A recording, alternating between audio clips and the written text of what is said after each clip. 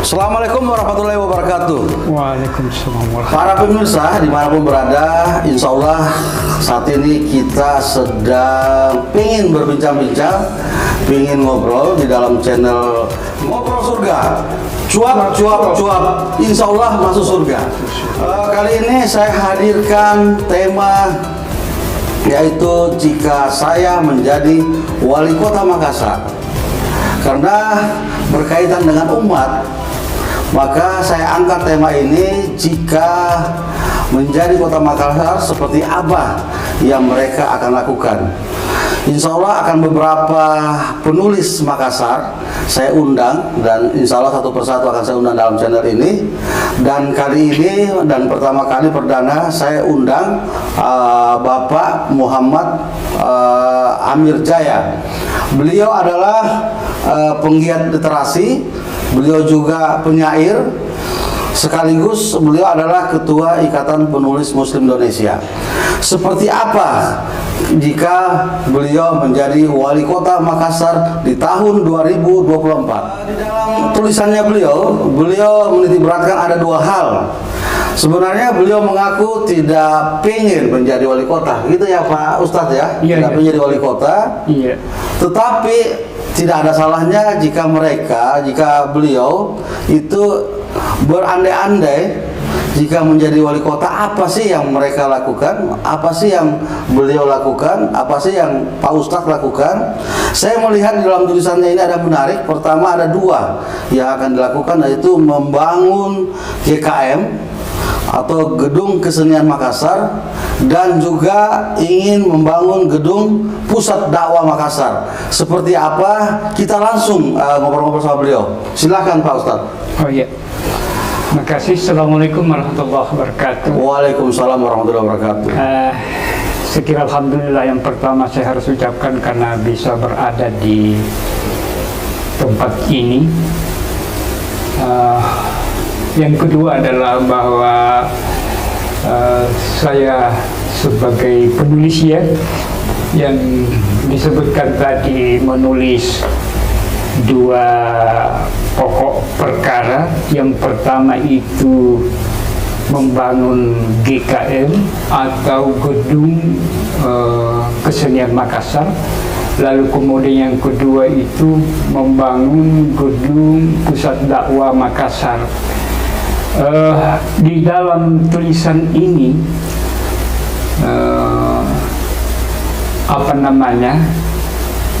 Kota Makassar ini kan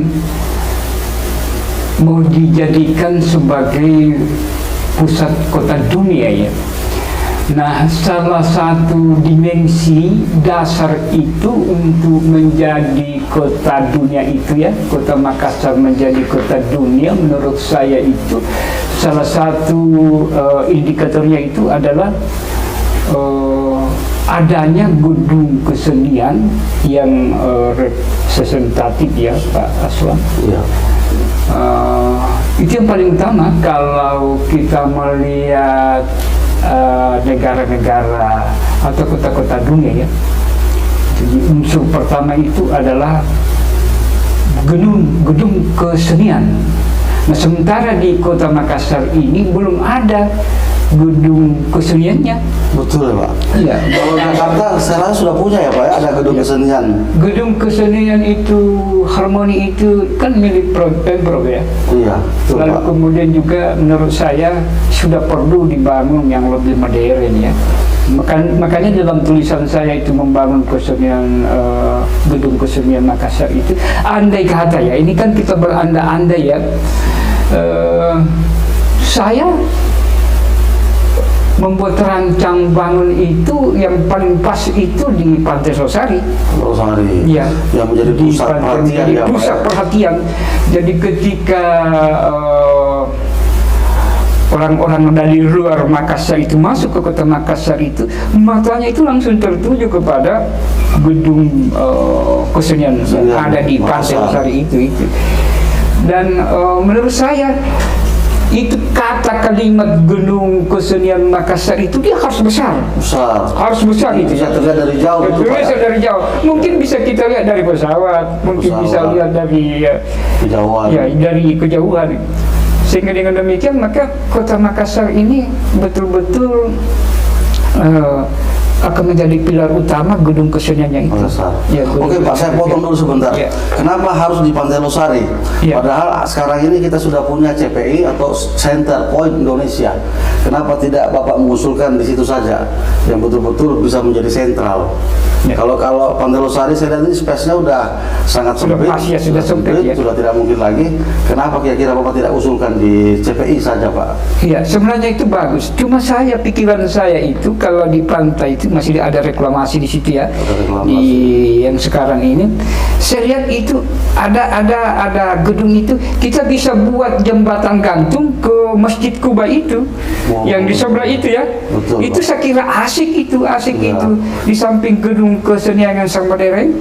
Kalau di dalam tulisan saya itu saya menginginkan jadi grup gedung kesenian Makassar ini dia berarsitektur ciri khas Bugis Makassar. Ciri khas Bugis Makassar. Ya, dengan juga dipadu dengan arsitektur barat ya, sehingga dengan demikian ada perpaduan dan menjadilah gedung kesenian itu menjadi pusat kesenian modern. Betul.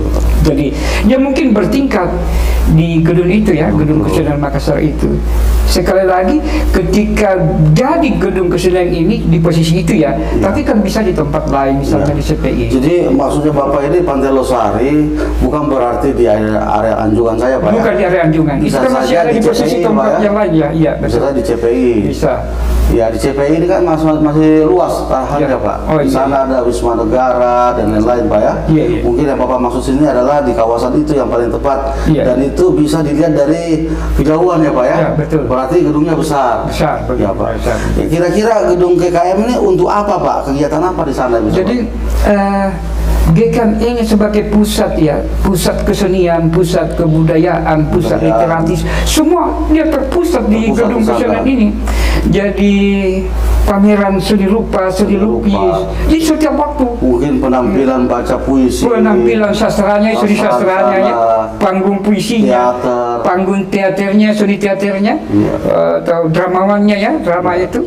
Lalu kemudian panggung seni musiknya itu, konser-konsernya, semua ada di situ. Jadi di samping gedung kesenian itu dalam bayangan saya, di samping gedung kesenian itu juga dibangun pusat-pusat ekonomi, perekonomian. Kuliner ya. Jadi masyarakat yang UKM ya Pak ya bisa hidup di situ. Bisa hidup di situ. Jadi antara kesenian dengan pusat ekonomi kerakyatan itu bisa terjadi semua. Nah saya kira ini luar biasa kalau konsep ini jadi, atau siapapun ya yang menjadi wali kota di Makassar, kemudian konsep pemikiran saya ini bisa dilaksanakan, saya kira sangat menarik. Dan orang-orang luar katakanlah wisatawan mancanegara, lalu kemudian lokal ya, wisatawan lokal itu dia bisa ketika dia berkunjung ke Makassar, dia harus masuk di dalam itu. Jadi gambaran kota Makassar dengan segala budaya, sukunya bisa tergambar di gedung. Ya betul, bisa tergambar di situ. Ini persis yang saya pernah kunjungi negara Turki Pak. Kita tidak usah terlalu jauh-jauh, kita masuk dulu satu gedung, kita sudah dapat gambaran. Istanbul itu seperti apa, Turki seperti apa. Itu mungkin barangkali maksud Bapak ya? Betul. Iya. Jadi gedung kesenian Makassar. Terus kalau gedung pusat dakwah Makassar seperti apa ini Pak? Kalau ini kan Makassar ini kan boleh dikata 90% adalah masyarakat Muslim ya.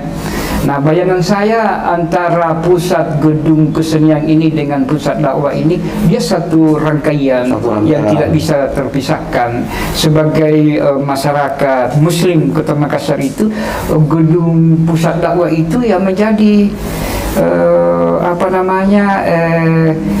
pusat sentralnya ya, dakwah syiar dakwah itu. Jadi misalnya wali kota Makassar kalau kita ingin mengundang kita punya penceramah dari dunia internasional atau nasional, kita punya ustaz-ustaz dai-dai kondang itu semua di sana itu. Jadi kita undang masyarakat secara umum untuk bisa hadir semua di situ. Itulah pusat dakwah itu ya gedung. Tetapi tidak terbatas itu, mungkin di sana juga kita bangun ada tempat ruang-ruang untuk tapis Quran, ya, untuk iya. penghafal Al-Quran, atau mungkin ada juga kajian khusus. Iya.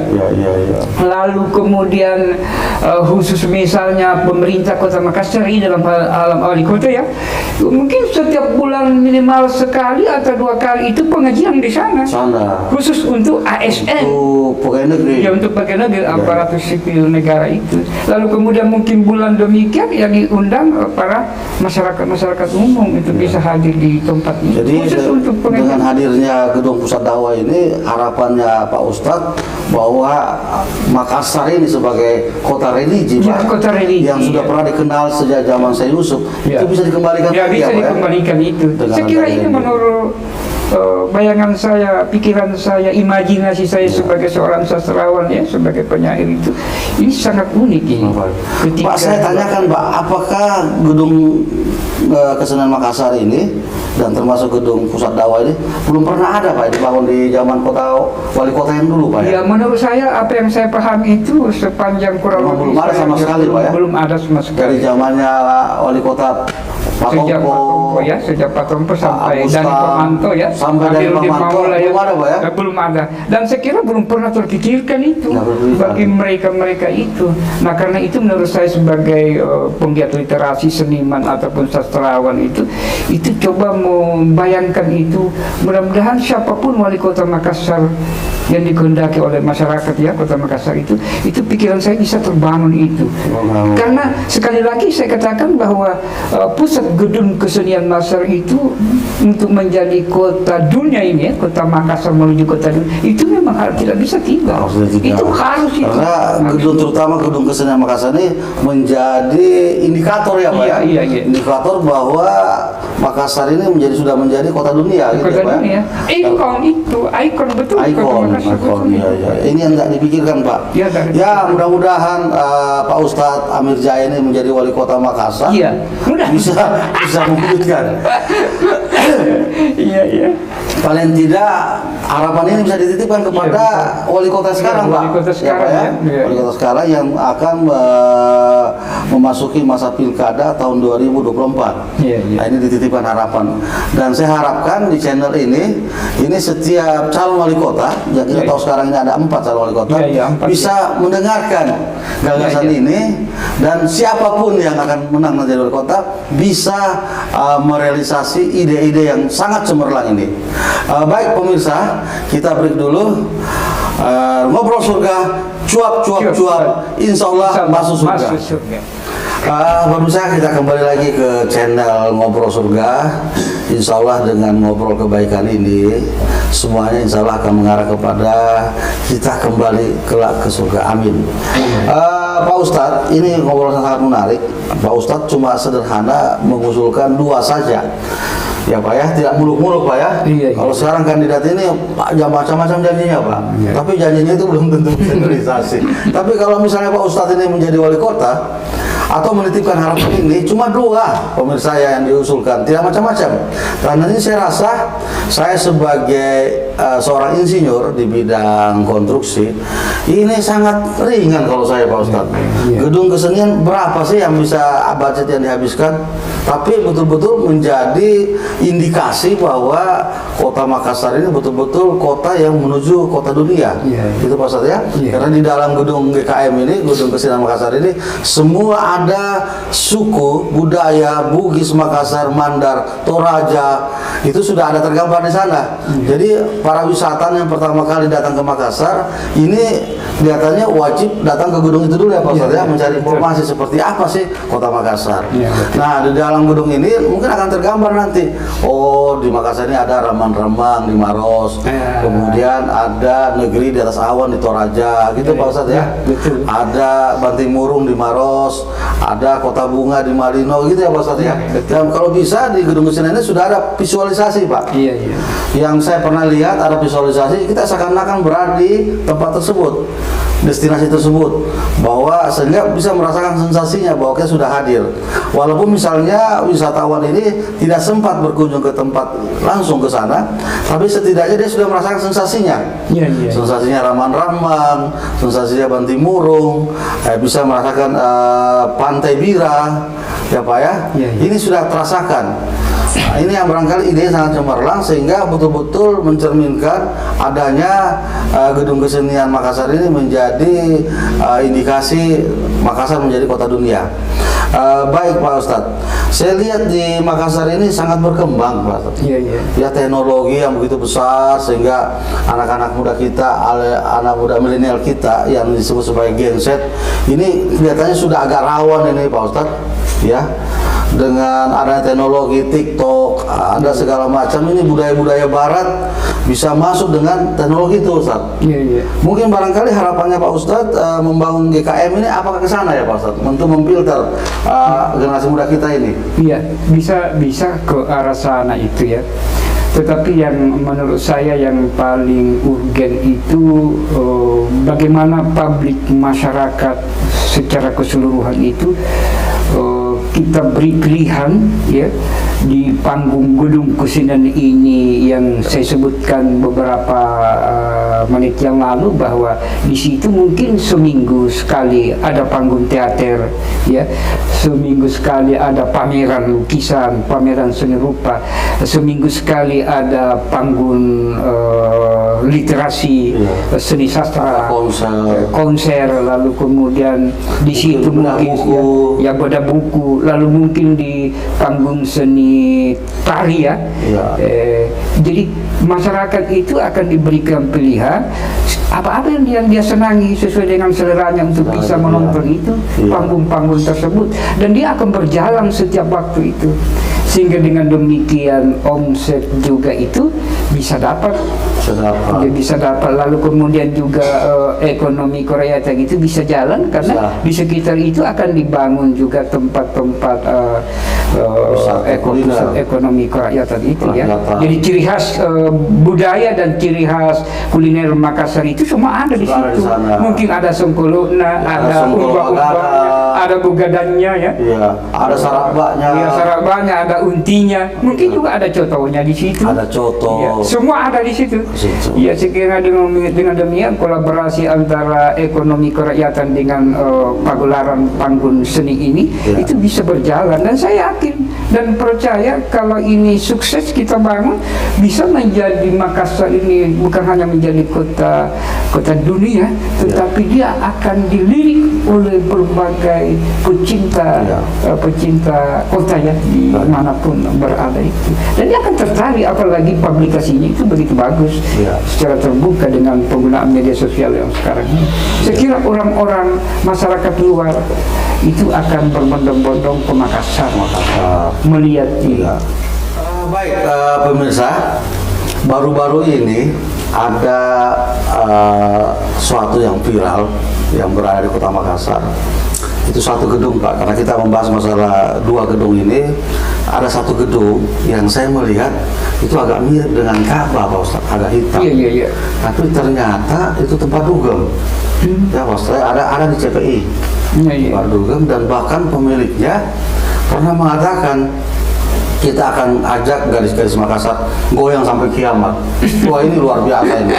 Nah, ini kira-kira bagaimana ini? Ya, kalau secara pribadi, secara personal ya, menurut saya walaupun ini adalah seluruh panggung kebebasan ya, semua panggung kemerdekaan, tetapi karena masyarakat Kota Makassar ini mayoritas umat Islam, saya kira masyarakat religi ya yang sangat kuat mempertahankan agamanya itu, saya kira menurut saya untuk sementara ini tidak cocok itu ya. Ya, tidak pas ya. Tidak pas ya untuk momen ini. Makanya pada saat itu ada demo Pak Ustadz, Iya, iya. melarang kegiatan itu. Dan alhamdulillah saya lihat tidak ada kegiatan di sana sampai sekarang. Iya, iya. Mudah-mudahan diganti fungsinya. Iya. Ataukah itu yang menjadi gedung kesenian itu nanti? bisa juga itu. Iya. Kira bisa juga iya kalau yang yang memiliki ya gedung Iya. itu dialihfungsikan, saya kira justru itu yang lebih bagus ya. Lebih bagus. Iya. Karena saya rasa ini juga teguran nih bagi Iya. wali kota ya, Iya, iya. siapapun, bahwa ya tolonglah jangan mudah memberi izin hal seperti ini. Iya, iya. Ini kan memasukkan budaya luar yang bisa merusak generasi muda kita. Dan ada tagline bahwa kita ajak gadis-gadis Makassar goyang sampai kiamat. Ini kan luar biasa ini.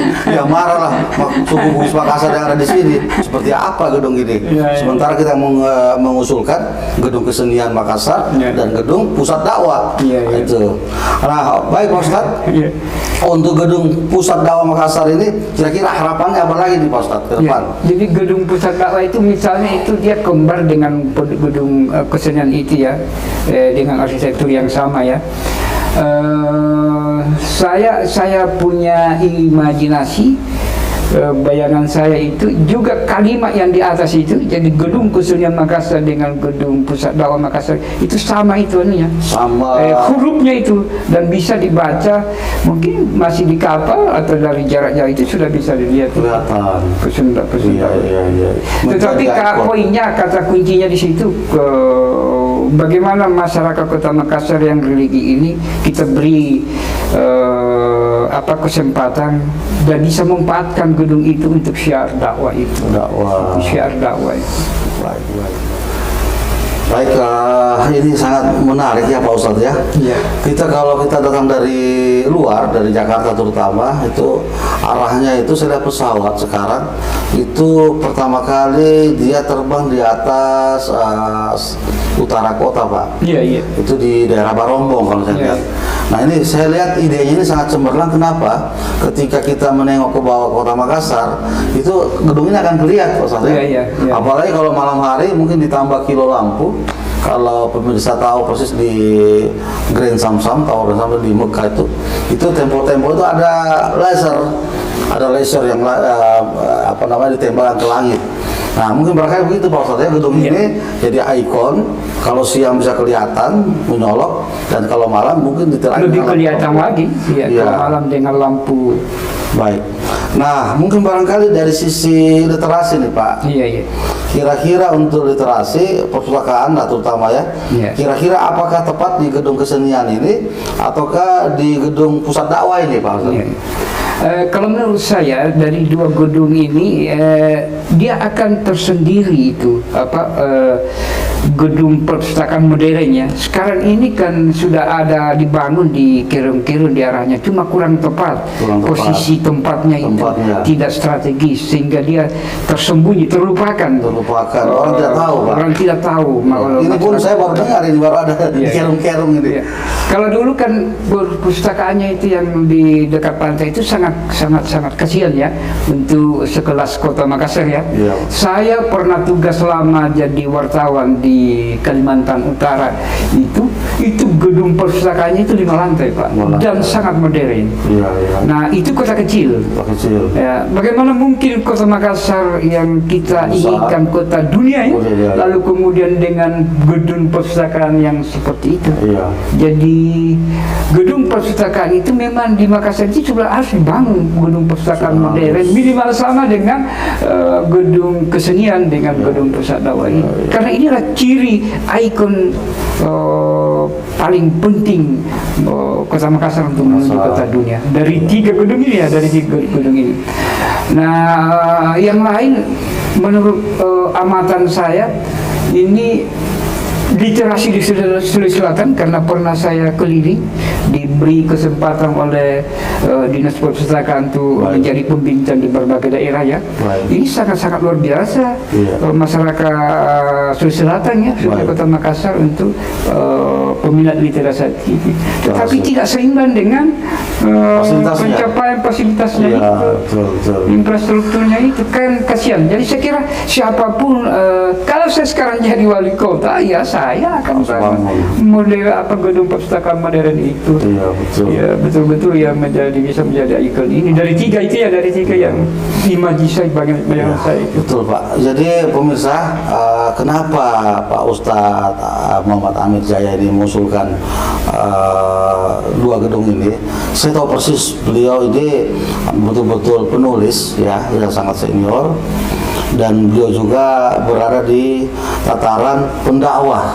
Iya. Beliau punya majelis zikir.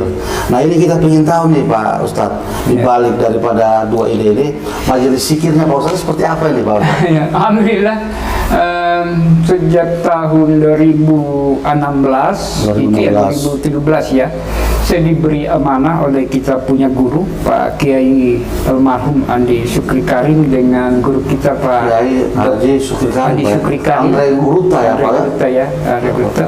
Beliau mengamanahkan untuk melanjutkan itu ada majelis zikir ya. Majelis zikir. Sekarang namanya majelis zikir Majelis Zikir dan Salawatan Nurun ala Nurin.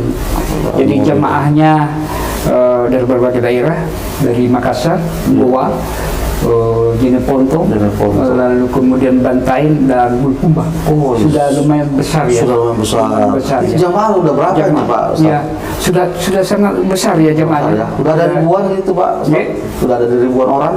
Ya belum sampai khusus yang saya tangani sekarang ini, tapi kalau jamaah yang masih dulu itu, ya itu mungkin sekitar itu bisa mencapai itu. Terus kegiatannya majelis zikir ini seperti apa nih Pak Ustadz? Ya, jadi majelis zikir itu setiap minggu malam Jumat. Ya. Kalau tidak jadi malam Jumat, alhamdulillah kita biasa adakan di hari Jumat pada jam 4:30.